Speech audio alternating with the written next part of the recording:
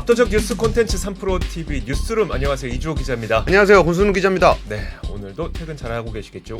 지금 갑자기 추워졌습니다. 예, 오늘 많이 추워요. 네, 퇴근길 물론 이제 출근길부터 조심하셨어야 되겠지만 퇴근길에도 좀 추위. 저 내일부터 코트 입고 오려고요. 저는 파카. 파카 맞나? 어쨌든 그렇습니다. 퇴근길 잘 좀 건강 챙기시면서 들어가셨으면 좋겠고요. 자, 첫 번째 뉴스부터 한번 저희 전해드릴까요?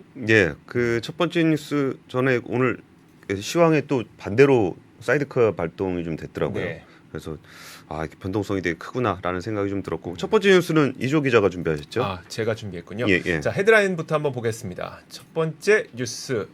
이게 아닌데요? 이거 말고 예. 종이 빨대 헤드라인 한번 열어주시죠.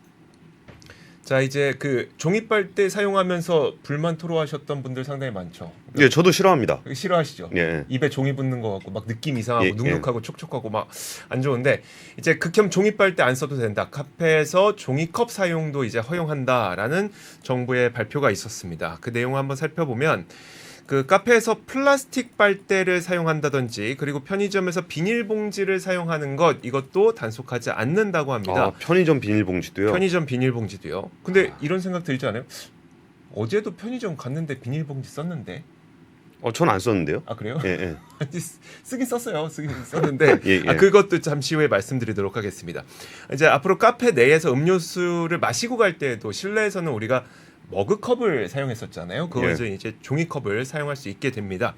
일단 품목별 관리 방안이 나왔는데, 먼저 비닐봉투부터 말씀드리자면, 지금 이제 지금까지 해온 걸 보니까 비닐봉투 대신에 뭐 장바구니라든지 종량제 봉투, 이렇게 대체품 사용률이 굉장히 높았다고 합니다. 그래서 지난 상반기만 종합해 보면 생분해성 비닐봉지가 70%, 종량제가 23.5%, 종이가 6.1%, 이거 다 합치면 거의 9.6% 정도 되거든요. 그러니까 실천이 잘 되고 있다. 그래서 이거는 더 이상 과태료를 부과하지 않고 대체품 사용 장려하겠다라는 거고, 플라스틱 빨대는 계도 기간을 연장하고 대체품 시장의 성장을 유도하겠다인 겁니다. 근데 이게 그 소비자 입장에서는 맛없어요, 사장님 왜 이래요, 이런 불만인데, 또 사장님 입장에서는 플라스틱 빨대보다 2.5배 가량 비싸더라고요. 그러다 보니까 사장님은 사장님대로 힘들고 고객은 고객대로 불만이고, 이래서 이거를 계도 기간을 연장한다는 겁니다. 그래서 그 종이 빨대 등 대체품의 품질이 개선되고 가격이 안정화될 수 있도록 좀 잠시 동안 우리가 그 계도 기간 연장해 줄게라고 하는 건데, 계도의 종료 시점은 UN 플라스틱 협약 등 국제 동향 대체품 시장 상황을 고려해서 추후 결정하겠다라고 했습니다. UN 플라스틱 협약이 사실 지난 9월 5일에 플라스틱 협약 초안이 발표가 됐거든요. 그래서 아마 2024년 말쯤에 체결될 예정이기 때문에 이 정도까지는 아무래도 좀 계도 기간이 연장되지 않을까 싶습니다. 종이컵도 마찬가지였는데요. 이제 머그컵을 사용하다 보니까 직원이 직접 씻어야 되거나, 아니면 직원이 직접 세척하지 않으면 식기세척기를 또 들여놔야 되는데, 이게 또 사장님 부담이었단 말이죠. 이런 것들 때문에 종이컵 허용도 일정 부분 연기하겠다라고 하는데, 사실 이렇게 설명만 들어보면 소상공인분들이 환경 규제를 맞추느라고 비용과 시간이 들었던 것을 감안해서 우리가 좀 힘드니까, 고물가 때문에 힘드니까 연장해주겠다라고 할 수도 있지만, 첫 번째로 일회용품 사용량 감축이라는 어떤 정책이 후퇴했다는 비난은 피하기 힘들 것 같기도 하고요. 또 하필 왜 지금 이런 정책이 나왔느냐, 뭐 총선 앞두고 또 소상공인분들의 표를 노리는 거냐라는 지적도 아마 피하기는 좀 힘들 것 같습니다. 제가 이주호 기자 있는 동안 한 번도 안 끼어들었는데요. 네. 저는 종이 빨대 되게 싫어하거든요. 네. 근데 이건 아닌 것 같아요. 이게 큰 방향을 가지고 가는 일이잖아요. 이게 우리끼리 뭐 빨대 뭐가 더 좋아 뭐 이런 얘기가 아니잖아요. 그렇죠. 이게 그리고 뭐 플라스틱 국제협약 관련해서 보면은 그거 또 한참 남은 거고. 그리고 계도 기간이라는 거는 이 정도까지는 점검을 하지만 그때까지는 처벌은 안 할게요. 그리고 나서는 처벌되니까 그동안 좀 바꾸세요. 그거죠. 그거잖아요. 그러니까 계도 기간을 거치고서 계도 기간 동안 열심히 잘 계도를 받으셨습니다. 이제 마음대로 하세요. 안 그래도 이게 플라스틱 사용을 그러니까 좀 줄이고 이걸 친환경적인 대안을 찾는 거는 굉장히 어려운 일이잖아요. 그리고 중요한 일이기도 하죠. 중요하고 어려운 일인데 그러니까 이게 어렵지만 가야 되는 길이라면은 조금 더 이런 쪽으로 유도를 하면서 제가 종이빨대를 싫어한다 그러면은 네. 좀 종이빨대가 아닌 다른 대안을 낼 수 있는 시장을 좀 더 확대할 수 있는 정책을 하든지 네. 뭐 리사이클링 플라스틱을 사든지 뭐 그러니까 지금 얘기 나오잖아요. 종이빨대가 더 환경오염이라고 나오지 않냐라고 뭐 종이빨대가 친환경인 건 맞냐 이런 논란이 이 기간엔 있을 수 있어요. 당연하게. 그럼요. 그럼 좀 더 친환경적이고 좀 더 비용 효율적인 시장을 만들 수 있는 정책들을 하는 게 맞죠. 네. 이게 지금 나 종이빨대 싫으니까 다시 저기로 가시죠. 그런 거는 좀 방향성과는 좀 잘 안 맞는 것 같습니다. 제 잘못은 아니라고 하는데 저 잘못이라고 생각한 적 없는데. 예. 자, 그렇습니다. 예, 두 번째 그리고 두 번째 뉴스는요. 뉴스. 이것도 좀 옛날 얘기 같은 느낌인데 네. 물가가 이제 범부처 물가관리 품목을 9일날 확정한다고 합니다. 이게 MB 때하고 다를까라는 한국경제의 기사인데요. 네. 일단은 그 농림부에서는 라면, 빵, 과자, 커피, 아이스크림, 가공식품과 설탕, 우유 7개 품목뿐만 아니라 다른 품목도 추가하는 방안을 검토하고 있다. 네. 이게 나오고 있고요. 해수부에서는 명태고등어, 오징어, 갈치, 참조기, 마른 멸치 6종과 천일염 해서 7종을 물가관리 품목으로 하겠다라고 하고 있습니다. 이게 MB 때와 다를까라는 얘기가 나오는 거는 그건 무슨 말입니까? 그 2012년에 그 물가관리제를 해서 라면, 쌀, 밀가루, 빵, 쇠고기, 소주 같이 서민 체감도 높은 품목 52개를 품목별로 담당 공무원을 지정해서 관리를 했던 적이 있어요. 근데 결과적으로 뭐 잘 안 됐습니다. 잘 안 됐으면 이게 뭐라 그럴까?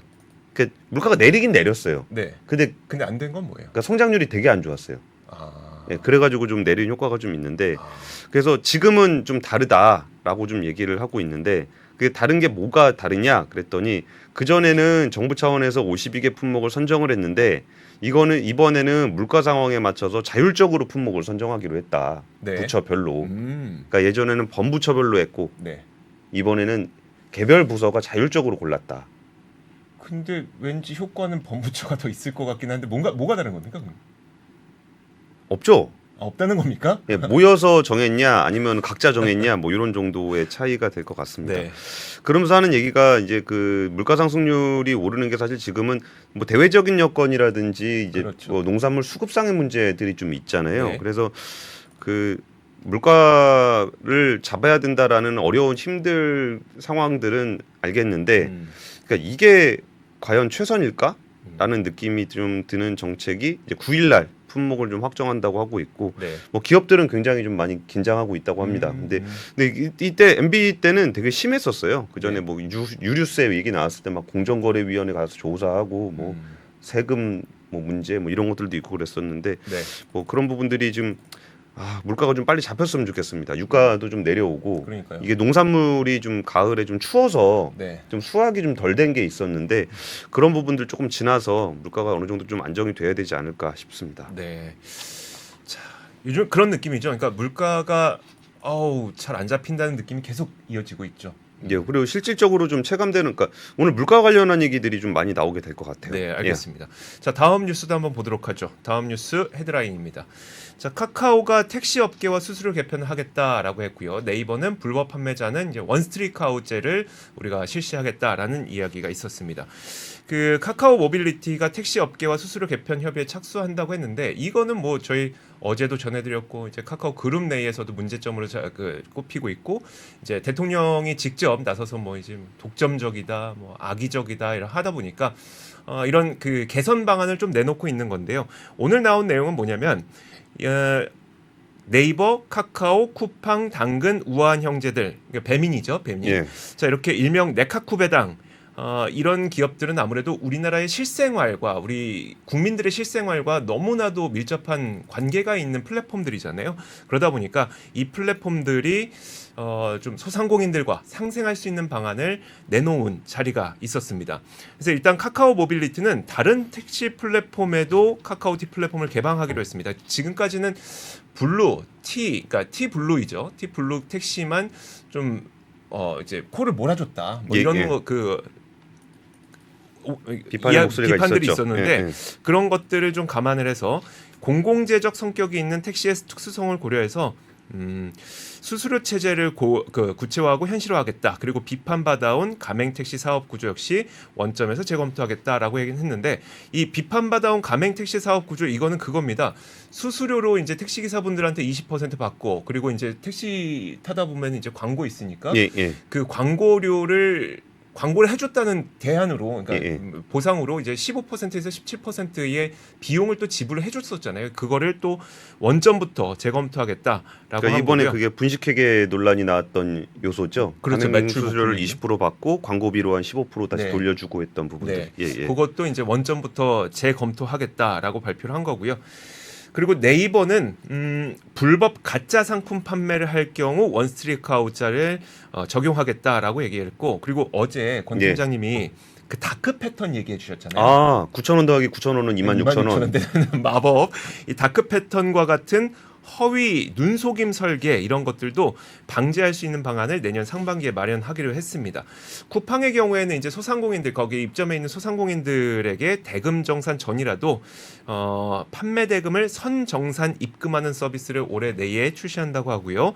당근의 경우에는 개인 간 거래 분쟁을 적극 해결하기 위해서 분쟁 조정센터, 당근은 사실 그게 문제였었잖아요. 딴 것보다도 개인 분쟁. 그쵸. 이 개인 분쟁 조정센터를 출범한다는 입장입니다. 근데 이게 진짜 애매하죠. 이게 개인하고 만나서 거래를 하는데 싸웠는데 그거를 당근이 어느 정도까지 책임을 져야 되냐.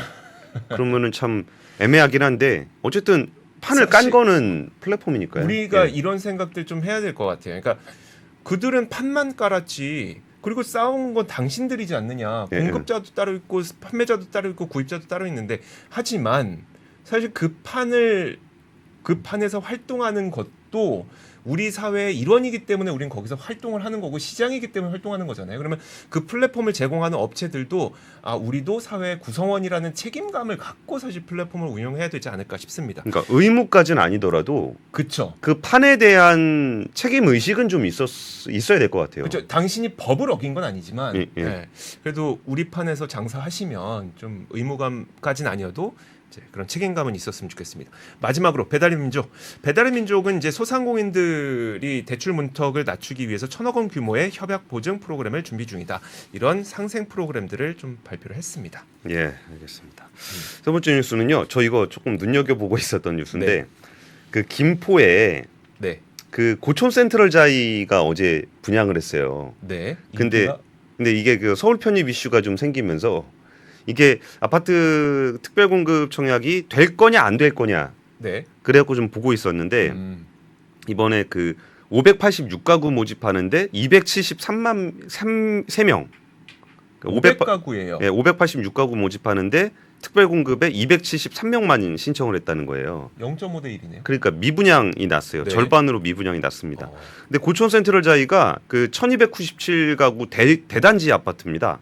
그리고 이제 그 서울 강서구하고 좀 닿아 있어서 입지도 괜찮아요. 근데 여기가 분양가가 좀 높아요. 그러니까 평당 3.3제곱미터당 2,236만 원으로 9평 84제곱미터 기준으로 최고가 한 7억 한 5,800 정도 돼요. 근데 그 인근에 3년차 신축 아파트가 실거래가가 한 6억 2천 정도 되거든요. 비싸긴 비쌌네요. 한 1억 3천 정도 비싸잖아요. 그러니까 이런 부분들이 그러니까 뉴스를 보면 이런 얘기가 좀 나오다 보니까 조금 기대감이 좀 커졌었는데 결국 보여준 거는 시장에서 보여준 거는 비싸면 안 된다는 거예요. 그러니까 이게 예전에 그 뭐 부동산 PF 문제 같은 거 있을 때 뭐 이거 뭐 도와줘야 된다, 뭐 해야 된다, 뭐 이런 얘기들 많이 했었잖아요. 그 부동산 PF 문제가 그 뭐 사람들한테 설명하기는 되게 어렵지만 이게 잘 안 되는 이유는 땅을 비싸게 산 사업자들이 분양가를 높게 하니까 미분양이 나서 그런 거예요. 그러니까 비싸게 파니까 그렇지. 그렇죠. 그러니까 자기들이 손해 봐야 되니까. 그러니까 손해 보고 싸게 팔면은 이게 아예 분양이 안 되진 않잖아요. 그렇죠. 근데 이제 손해를 안 보려고 하다 보니까 이게 결국은 미분양이 되고 그러니까 사업이 망가지고 막 이런 거거든요. 솔직히 비싸게 못 팔았다는 거는 그러면 그 프로젝트를 설계한 주체들이 사업성 검토를 제대로 못한 거 아니죠. 아니에요? 그러니까 처음에 비싸게 팔 수 있을 줄 알고 사업을 한 거죠. 그게 사업성을 못 판단한 거잖아요. 그러니까 그때 당시에는 비쌌으니까. 그러니까 저런 거예요. 내가 뭐 예를 들어서 1,000만 원 주고 땅을 샀다. 근데 그게 사실 지금 땅값이 떨어져서 800만 원이 됐으면 네. 내가 200만 원 손해 봐야 되는 거잖아요. 그렇죠. 근데 그게 안 되는 거예요. 그러니까 나는 무조건 1,000만 원 기준으로 분양가를 책정해야 된다. 네. 그러니까 미분양이 나죠. 근데 그러면서 이제 뭐 우리가 흔들리면 금융회사가 흔들립니다. 그러면서 뭐 정부 도와주세요. 뭐 이런 거 하는 건데, 네. 그러니까 시장은 생각보다 냉정해요. 이게 지금 뭐 김포 편입이다 그래가지고 뭐 이래저래 뭐 기대감도 있고 하다고 하는데 여기에 그 윤지혜 부동산 R114 리서치 팀장님이 했던 이 언급이 참 인상적인데. 네. 그러니까 이게 뭐 GTX라든지 3기 신도시 같은 게 현실화될 가능성이 높아졌을 때 시장에 영향을 미친다. 지금 단계에서는 현실화 가능성이 높지 않기 때문에 집값 상승으로 연결되기 힘들다. 네. 그러니까 이런 어떤 그 수사로 네. 인해서 움직이질 않는다는 거예요. 시장을 봤을 때 아니 바로 옆에 1억 2천 싸게 파는 똑같은 신축 아파트가 있는데 이게 1억 5천 높게 받고 뭐 요새 이런 것 때문에 좀 집값 오르는 거 아니야?라고 한들 분양을 하겠느냐라고 봤는데 역시나 미분양이 된 거예요. 그래서 이런 거를 좀 가격이 낮아져야 될 때는 네. 좀 낮게 분양을 좀 했으면 좋겠습니다. 네. 그리고 거기에 더해서 요즘에 그 경매 물건이 상반기보다 한 2배 정도 늘었대요. 그거는 안 좋은 신호 아닙니까? 그러니까 안 좋은 신호죠. 네. 이게 은행 연체율하고 거의 같이 간다고 보시면 돼요. 이게 연체율 높아지면 그게 보통 경매 물건으로 그렇죠. 나오게 네. 되는데 신한 옥션 SA에 따르면은 서울 경매 물건이 신규 포함 298건으로 집계가 됐는데 3월 기준으로 한 146건에 비해서 2배 정도 늘었다는 거예요. 네. 근데 그 내용상으로 보면은 비율적으로 늘어난 거지 되게 총량이 많지는 않아요. 근데 그러니까 전체 아파트 총량 대비해서는 많지 않은데 이게 어떤 그 뭐라 그럴까 가늠자가 돼주는 듯한 얘기들을 많이 하고 있어요 전문가들이. 네. 그러니까 이게 경매 늘어난 게 지금 당장의 어떤 큰 문제라고 보기는 어렵지만 부동산 시장이 조금은 식고 있는 그동안 이렇게 어떤 50년 만기 대출이라든지 특례보금자리론으로 네. 한참 이렇게 좀 불을 지폈던 부분들이 약간 시장이 좀 전환되고 있는 것에 하나의 상징적인 지표로 보인다는 네. 정도로 해석을 할 수 있을 것 같습니다. 네, 알겠습니다. 자, 그리고 다음 소식도 한번 보도록 하죠. 미국에서는 이거 굉장히 뜨거운 뉴스가 좀 되고 있는 것 같습니다. 성능을 높이고 가격을 낮춘 GTP4 터보가 공개가 됐습니다. 그리고 어젠가 그젠가요? 일론 머스크는 또 새로운 챗봇이죠. 그록을 출시를 했습니다. 그래서 그 두 가지를 약간 비교를 한번 해볼 텐데 일단 그 챗 GPT-4 터보는 어떤 특징이 있는지를 먼저 말씀드리도록 하겠습니다. 올해 4월까지의 데이터를 학습했습니다. 오. 최신 데이터를 학습했습니다. 그래서 사실 그 이전까지는 2022년 1월까지의 데이터를 학습했기 때문에 예컨대 이제 우리 3월달에 SVB 사태 있었잖아요. 만약에 그거 물어보면 사실 GPT-4는 대답을 못했다면 그 예전에 GPT-3는 한국 대통령이 누구야? 그러면 문재인 대통령입니다. 이렇게 답변을 했었어요. 그러니까요. 옛날 데이터를 쓰니까. 그렇죠. 옛날 데이터를 쓰니까. 그런데 이제 GPT-4 터보는 올해 4월 데이터까지 이제 학습을 했다고 하니까 그런 이야기들은 아마 응답을 할 수 있을 것 같습니다. 그리고 또 한 번에 훨씬 더 많은 텍스트가 이해가 가능하다고 하는데요. 기존에는 이제 영어 기준으로 한 번에 3,000단어까지 인식할 수 있었다면 이번에는 사용자의 질문당 최대 300페이지까지 인식할 수 있대요. 300 그러니까 우리 페이지? 질문 넣잖아요. 책 한 권에 질문을 넣는다고 하더라도 그 인식이 가능하다는 겁니다. 근데 그 말은 뭐냐면 그 사실 우리가 책 한 권 분량을 이해를 하는데 그러면 책 한 권 얼마나 읽으세요? 얼마 만에? 저는 작정하고 읽어도 한 이틀은 걸리는 것 같아요. 저는 한 일주일 걸리고 저 조금 느려서 일주일 걸리는데 그걸 이제 몇 초 안에 이해를 한다는 거니까 속도도 굉장히 빨라졌다는 거고 또 한 가지는 낮은 가격입니다. 그 입력 토큰은 0.01달러로 GPT-4보다 3분의 1 저렴하고 출력 토큰은 0.03달러로 2분의 1 저렴하다고 발표를 했습니다. 그래서 아마 많은 분들 그리고 개발자분들이 좀 이용하실 수 있게 될 것 같고요. 근데 발전 속도가 진짜 빠르네요. 이거 1년 만입니다. 3.5 나오고 1년 만에 이제 4 터보가 나왔으니까 굉장히 빠른 발전 속도고 이제 이어서 그 그록도 한번 말씀드릴게요. 그록은 가장 그 눈에 띄는 건 바로 이겁니다.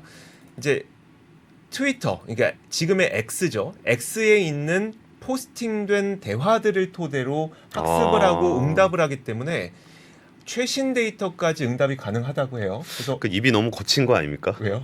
아니 그 트위터에 있는 거를 그대로 학습을 했으면 네, 그렇죠. 좀 막 지금 댓글에 무서운 댓글 써주시는 분들처럼 막 그거 무섭게 답변하고. 그죠, 뭐 풍자와 유머가 있다고 표현하긴 하는데 어쨌든 그래서 만약에 오늘 아침에 포스팅된 내용을 물어보게 되면 그 오후에도 응답할 정도로 실시간 정보 업데이트가 되는 점이 굉장히 큰 차이점이라고 합니다. 그록도 아직은 뭐 이제 누구나 사용할 수 있는 건 아니고요. 일정 기간의 테스트를 거친 후 프리미엄 플러스 서비스 가입자들에게만 월 16달러의 비용이 제공될 예정이라고 하는데 가장 큰 차이점, 그러니까 공통 차이점은 그건 것 같습니다. 그록의 경우에는 실시간 정보를 업데이트한다. 그리고 GPT-4의 경우에는 정말 다양한 것들이 있지만 일단 뭐 4월까지의 정보가 업데이트되었다. 이 정도 차이일 것 같습니다. 근데 진짜 그 토큰 비용 떨어진 것도 엄청 큰 이슈인 것 같아요. 그럼요. 그 네. 보통 이거 많이들 하기가 어려운 이유가 너무 비싸서 그랬다는 건데 네. 와 이거 가격 떨어지면은 정말 어느 순간에 이게 짠 하고 우리 안에 서비스로 나타나게 되면은 그러니까요. 큰 변화가 생기지 않을까 싶습니다. 네. 저희 여기서 뉴스 못 하고 있을 수도 있습니다. 저희 같이 생긴 거 아무거나 놓고서 얼굴만 놓고 네. 아마 멘트는 네, 그렇습니다. 다음 뉴스는 배터리 관련한 뉴스인데요. 그 배터리 중국 배터리 거인들을 막기에는 이미 늦었을 수도 있다. 누가 썼을 것 같으세요? 딱 봐도 한국 매체 아닌 것 같죠? 그 환구15 아니죠. 막기엔 늦을 수도 있다. 월스트리트저널에서 쓴 거예요. 이게 제가 왜 이 얘기를 드렸냐면은 그러니까 우리가 체감하는 중국 배터리하고 네. 서방에서 체감하는 중국 배터리가 많이 다른 것 같아요. 그러면서 그 내용이 1980년대 일본 차하고 좀 유사한 것 같다라는 얘기를 했어요. 그러니까 일본 차하고 유사하다는 얘기는 결과적으로 자기들이 질 것 같다는 얘기죠. 네. 근데 제가 이게 왜 서방 언론이라 그랬냐면 우리나라 언론에서는 그렇게 생각하지 않습니다.